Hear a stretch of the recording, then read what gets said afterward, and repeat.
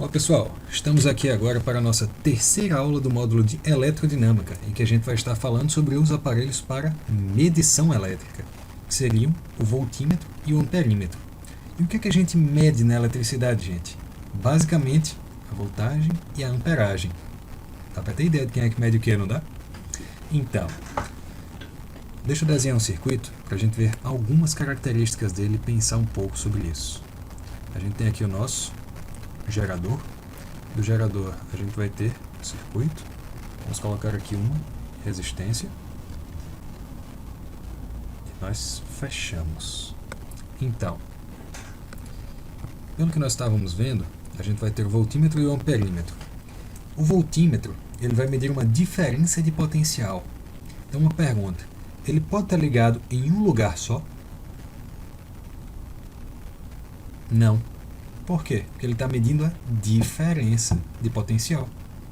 Então, o que é que acontece? Uma diferença tem que ser pelo menos entre dois pontos.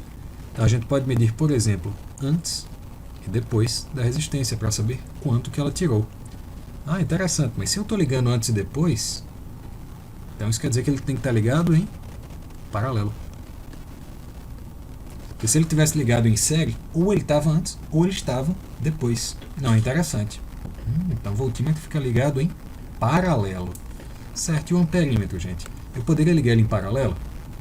Vamos pensar. Se está em paralelo, quando a corrente chega aqui, uma parte dela vem para baixo e uma parte viria passando direto. O que é que o amperímetro ia medir? Esse pedacinho que está passando por baixo. Então ele tem como saber quanto passa por ele. Mas ele tem como saber quanto está passando ao todo? Não, porque ele não estaria medindo este pedacinho daqui.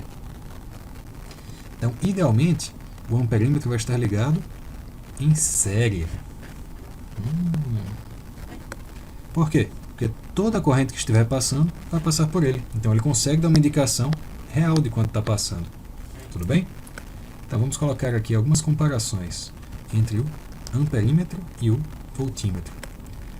Uma das coisas que a gente acabou de ver era a respeito da ligação. E a ligação do amperímetro ela tinha que ser em série, enquanto a do voltímetro ela tinha que ser em paralelo. Certo, tudo bem. O que mais que a gente vai ver? Vamos pensar a respeito da resistência de cada um deles. Gente, resistência é a DDP sobre a corrente. Até aqui, ok? Essa é a definição lá da primeira lei de Ohm dos resistores ômicos, que em uma certa resistência submetida a uma certa tensão, passa uma certa corrente. E o que é que acontece se a gente aumentar a resistência, gente, e mantiver a diferença de potencial? Se isso aqui aumenta e o outro está constante, é porque isso diminui. Então vamos pensar o seguinte: se a gente coloca o nosso amperímetro para medir a corrente e ele tem uma resistência gigantesca, o que é que vai estar acontecendo com a resistência do nosso sistema, gente? Já que está em série, ela sobe. O que é que vai acontecer com a corrente do sistema? Desce. Então a gente quer causar o mínimo possível de interferência para poder medir o sistema como ele funciona sem os medidores, que é a ideia. Então a resistência do amperímetro ela tem que ficar lá embaixo. Ela tem que ser muito pequena para fazer pouquíssima diferença na corrente total que passa do sistema. Interessante. E do voltímetro, gente? Quando a gente está querendo calcular essa diferença de potencial, a gente quer calcular a diferença de potencial causada pela resistência. Então, se na hora de dividir a corrente vier um pouquinho de corrente para cá, mas vier muita corrente aqui para baixo, passando pelo voltímetro, o que é que vai acontecer? A gente sabe que a diferença de potencial é a resistência vezes a corrente, que é essa mesma fórmula daqui, a gente só passou o I para lá. Então, se a maior parte da corrente vai ser desviada para o voltímetro, então a corrente que vai passar por lá vai ficar baixa.